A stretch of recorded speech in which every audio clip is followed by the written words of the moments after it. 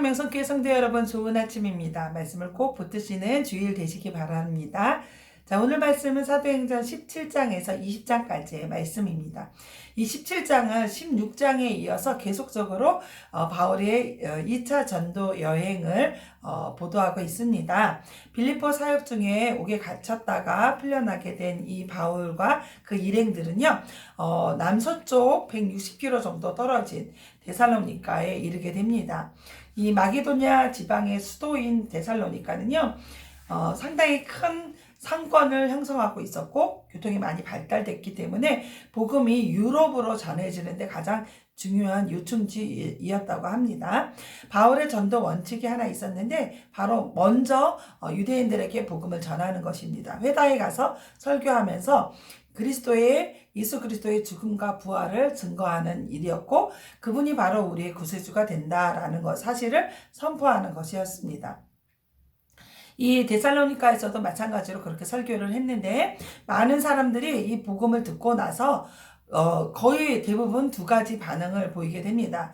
많은 이방인들이 회개하고 죽게 돌아온 일이 있었고요. 또 한 가지는 반대편에서 유대인들이 시기와 회방을 가지고 온 것입니다. 바울이 가는 곳 어디서나 이런 일들이 있었고요. 복음이 전해졌을 때 하나님의 은혜로 그것을 받아들이는 자들에게는 생명을 얻는 큰 기쁨의 소식이 되지만 하나님의 은혜를 저버리는 자들에게는 그것이 심판의 소식이 되고 또 방해하는 그런 일들이 됩니다. 바울과 실라를 영접하였던 야손과 그 형제들이 읍장들 앞에 끌려가서 큰 곤욕을 치른 끝에 바울과 접촉하지 않겠다는 약속을 받고 풀려나게 되는데요. 바울은 이 일로 인해서 데살로니가에 다시 들어가지 못하게 되고 이것을 사단의 방해로 내가 그곳에 가지 못하게 되는 일이 됐다라고 설명하는 그런 일이 됩니다. 자, 여러 가지 박해가 있었음에도 불구하고 데살로니가에 전파된 복음의 씨앗은 크게 성장을 했습니다. 그래서 열매를 맺고 유럽 전역에 복음이 확산되는 기초가 되게 됩니다. 자, 유대인들이 이렇게 핍박을 했기 때문에 바울 일행들은요, 데살로니가를 떠나서 베레아 지방으로 향하게 됩니다. 성경에는요, 이 베레아에 있는 많은 사람들이 복음에 대해서 매우 신사적이었다라고 설명을 하고 있고요. 편견 없는 깨끗한 마음으로 복음을 받았다라는 그런 곳입니다. 자, 복음을 이렇게 베레아에서 전하고 있는데 데살로니가로부터 유대인들이 와가지고 바울을 핍박하기 시작하죠. 유대인들과의 이런 소동이 일어나서 바울은 다시 아덴이라는 곳으로 배를 타고 피신을 하게 됩니다. 이 아덴은 아가야 지방에 있던 헬라 문화의 중심지였습니다. 당시 최고 학문과 철학, 예술 그런 것으로 유명한 곳이었죠. 특별히 철학적으로 인간의 쾌락을 최고의 덕목으로 삼는 에피쿠로스 학파와 냉철한 이성의 바탕을 둔 도덕적인 삶을 살 것을 강조하는 스토아 학파, 이렇게 양대 산맥을 이루고 있는 지방이었습니다. 학문과 철학에 대해서는 굉장히 유명한 곳인데 종교적으로는 매우 미신적이고 또 불경건한 곳이었습니다. 학자들에 따르면 당시 아덴에는 300개의 공식화된 우상이 있었고 또 3만여 개의 신상이 있었다라고 설명하고 있습니다. 자, 바울은 이들이 철학적이고 또 학문에 능하기 때문에 이들에게 복음을 전할 때에는 철학적이고 또 사변적인 논쟁, 논증, 변증을 통해서 복음을 전하게 되는데요. 이것을 일명 아레오바고 설교라고 얘기합니다. 환경과 상황에 따라서 적절하게 복음을 전하는 바울의 전도 전략이 있었던 거죠. 이런 바울의 전도는 지적으로 교만했잖아요. 그들은. 그래서 부활을 인정하지 않는 헬라 사람들에게 받아들여지지 않았습니다. 그들의 배타적인 태도 때문에 복음이 들려지지 않았고 소수의 사람에게만 감동을 주어서 복음을 받아들이게 됩니다. 철학과 같은 초등 학문으로는 진리를 바로 알 수 없고 진리를 알고자 하는 겸손한 마음이 없다면 결코 진리를 수용할 수 없다라는 것을 아주 여실히 보여주는 일이 됩니다. 결국 바울은요, 아덴 사람과 작별을 하게 되고요. 고린도로 행선지를 바꾸게 됩니다. 자, 고린도는 상업과 무역의 요충지로 발칸반도 남단에 위치하고 지중해 무역권을 장악한 번영의 도시였습니다. 물질이 많은 도시니까 도덕적으로 타락이 심했고요. 방탕하고 음란한 도시로 아주 유명했습니다. 이 고린도에서 바울이 누구를 만나냐면요. 아굴라와 브리스길라 부부를 만나게 됩니다. 자, 이 부부는 본도 출신의 유대인으로 로마에 이주해서 거주하다가 글라우디오 황제에 의해서 로마에서 유대인들은 다 추방을 당하게 되거든요. 그때 고린도로 나와서 살게 된 사람이라고 추정을 합니다. 아굴라와 브리스길라는 바울을 만나기 전에 이미 복음을 영접했던 것으로 보이고요. 이들은 장막 만드는 일을 했는데 바울과 똑같은 직업이 있어서 함께 일을 하면서 동역하게 됐고 이후에 바울의 모든 사역에 함께함으로 큰 힘이 되었던 부부입니다. 훗날 바울은 로마서 16장 34절에서 자신을 위해 생명을 내놓을 정도로 신실한 동역자라고 고백을 하게 됩니다. 여러분에게는 이런 동역자가 있나요? 여러분, 우리는 믿음의 동역자가 필요합니다. 믿음의 친구들이 필요해요.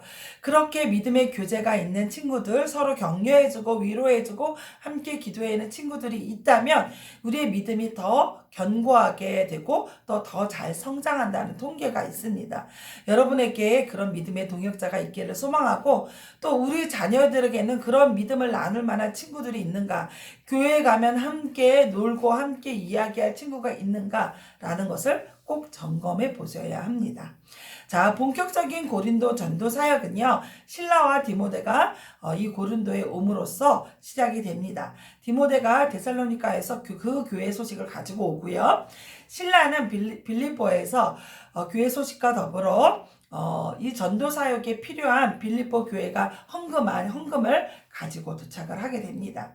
그래서 이 고린도에서의 전도 사역도 아주 원활하게 되지요. 그럼에도 불구하고 복음 증거를 해방하던 유대인들은 또 생겨나게 됩니다. 그리고 디도 유스도라는 집에서 이 이방인들을 상대로 복음 증거하는 일을 하게 됩니다. 이제까지는 해당에서 하고 많은 사람들이 있었을 때 했는데 이제는 디도 유스도라는 집에서 하게 되고요.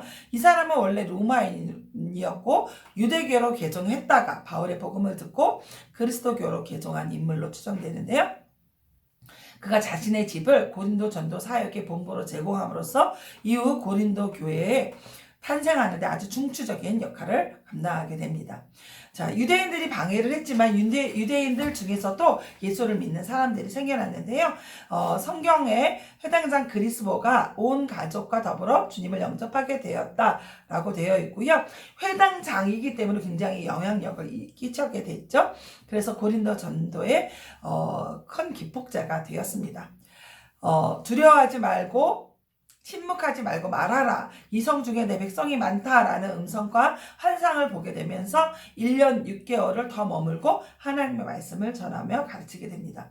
자, 새로 갈리오라는 아가야 지방의 총독이 부임하게 되는데 이때 유대인들이 바울을 고소하게 됩니다. 그러나 그들은 로마법을 잘 못 지키게 하는 도를 전한다 그러고 로마법을 어기는 사람으로 고소를 했는데요. 이 갈리오는 로마법과는 관련된 문제가 아니라 순전히 유대인 자체의 종교 문제다라고 취급해서 이 고소 자체를 기각해 버립니다. 그래서 바울이 풀려나게 되죠. 자, 이런 이야기들로 고린도 사역이 마무리되면서 2차 전도 여행이 마감하게 되고요. 이때 배를 타고 다시 안디옥으로 오게 되는데 이때 브리스길라 부부, 아굴라와 브리스길라 부부가 함께 동행을 하게 됩니다. 오는 도중에 중간 기착지인 갱그레아에서 머리를 깎게 되고요. 두 번째 종착역이었던 기착지였던 에베소에서 복음을 잠깐 증거하게 됩니다. 한 번에 이 팔레스틴까지 오는 배가 없었기 때문에 중간중간 쉬는 곳에 그 중간 쉬었던 에베소에서 회당에 들어가 복음을 전하게 되는데요. 바울은 다시 오겠다라고 얘기하고 3차 전도 여행 때 이 에베소에 재방문해서 3년간 여기서 목회를 하게 됩니다. 자, 바울의 3차 전도 여행은요, 사도행전 18장 23절부터 성경에 등장을 하게 됩니다. 시기적으로는 AD 53년에서 58년까지 약 6년간 소요된 여행이었습니다. 3차 전도 여행의 특징이다라고 하면은요, 1차, 2차 전도 여행하면서 개척했던 교회들을 먼저 돌아보는, 그래서 그들에게 믿음을 더 굳건히 세워주는 일들을 하고요. 또 한 가지는 3년에 걸쳐서 에베소에 장기간 사역했다는 점입니다. 총 6년 중에 3년을 할애해서 에베소에서 말씀을 전하는 사역을 했다는 것은 굉장히 우리가 주목할 만한 일이 됩니다. 에베소에 도착한 바울은요, 요한의 세례만을 받았을 뿐 진정한 그리스도인들이 되지 않은 그런 제자들을 만납니다.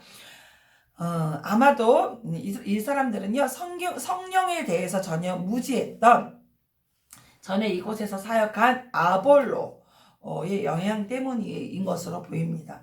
바울은 세례 요한이 증거한 그리스도가 바로 예수다라고 설명해주고, 그분이 바로 우리가 기다리던 메시아다라는 것을 에베소인들에게 이야기했습니다. 그리고 주 예수의 이름으로 세례를 주게 되는데요. 이 세례를 받은 사람들에게 성령이 임하게 됩니다. 그래서 그들에게 성령이 임했다라는 것은요, 그들이 진정한 그리스도인이 되었다라는 것을 보여주는 의미가 됩니다. 그리고 이제는 해당이 아니라 두란노 서원에서 날마다 2년 동안 하나님의 말씀을 가르치는 강론하였더라라는 말씀이 있고요.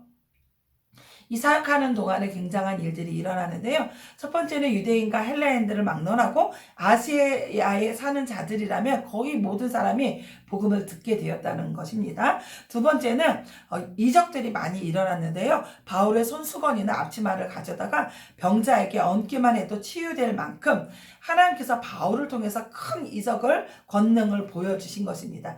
이는 바울이 하는 모든 말이 참이다, 정말이다, 진짜다라는 것을 확증해 두는 사건들이죠. 또 에베소에 마술을 행하는 자들이 굉장히 많았는데 그들이 회개하여 돌아오면서 5만 드라크마가 되는 마술책들을 불태워서 회개하는 그런 회개의 역사가 일어나게 됩니다. 자, 이 문단 말미에 이런 말씀이 있어요. 주의 말씀이 힘이 있어 흥왕하여 세력을 얻으니라. 아멘. 이 두란노를 본부로 해서 에베소에서의 한 말씀 사역이 소아시아 전역에 얼마나 큰 능력, 큰 파장이 있었는지를 요약적으로 메시지 주고 있습니다. 우리가 교회를 위해서 기도할 때 이런 기도를 드려야 합니다. 주의 말씀이 힘이 있어 흥왕하여 세력을 얻으니라. 자, 이렇게 엄청난 말씀 사역에 대한 사단의 회방 역시 있겠죠. 바울의 복음 사역으로 경제적 타격을 입게 된 사람들 중에 데메드리오라는 사람을 중심으로 은장색들의 소요가 있었습니다. 그래서 이것을 피해서 이 에베소를 바울이 떠나게 되고요. 마게도냐로 향하게 됩니다. 마게도냐와 아가야 지방으로 가서 사역을 하게 된 이 바울은요. 다시 드로아까지 오게 되고요. 유대인들의 살해 음모로 인해서 불가피하게 이렇게 돌아오게 되고요. 수리아 안드옥으로 귀환하는 일들을 겪게 됩니다. 드로아에서 일주일간 머물렀던 그 기간에 3층에서 떨어진 유두고 청년이 하나님께서 바울이 살려주는 그런 사건이 소개되고 있습니다.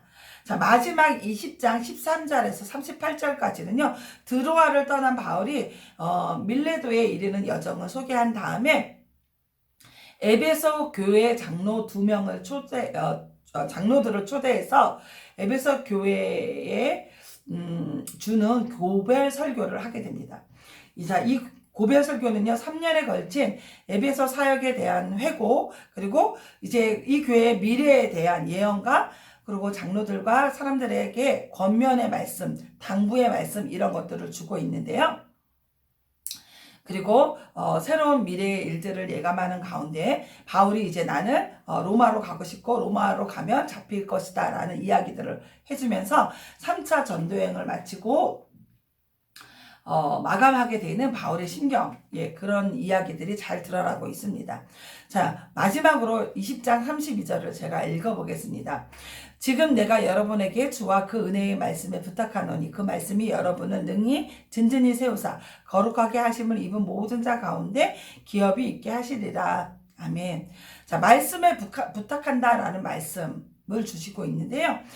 마지막으로 설교한다면 마지막으로 내가 우리 자녀들한테 얘기한다면 내가 마지막으로 교회에 하는 말씀이라면 무엇은 말씀을 할까? 바울도 그렇게 생각했겠죠. 말씀에 부탁한다는 말씀을 하고 있습니다. 이 말은요, 말씀을 더욱 의지하라는 거예요. 말씀밖에 없다는 거예요. 말씀을 붙들지 않으면 살 수 없다는 거예요. 이제 내가 다시 에베소에 갔었고, 그리고 에베소 사람들을 만날 수 없으니 말씀밖에 없구나라고 생각한 거예요. 바울의 사역 자체도 말씀을 가르치고 전하는 일이었고, 내가 그곳에 가지 못하더라도 말씀이 계속 그곳에 있어야 되고 말씀이 일을 하셔야 된다라고 생각한 거죠. 사랑하는 명성교회 성도 여러분, 말씀밖에 없습니다. 말씀이 우리를 능히 든든히 세우고 거룩하게 입은 우리들 가운데 기업이 되게 하실 것입니다. 말씀이 나를 살리고 자녀를 살리고 가정을 살리고 교회를 살릴 것입니다. 말씀이 나라를 살리게 될 것입니다. 말씀을 더 많이 읽으시고 말씀을 더 깊이 묵상하고 그렇게 살기를 위해서 최선을 다해서 노력을 해야 됩니다. 말씀이 답입니다. 우리 명성교회 성도 여러분, 여러분의 가정과 여러분의 자녀와 또 우리 교회를 말씀께 부탁드립니다. 매일 말씀으로 승리하는 저와 여러분 되시기 바랍니다.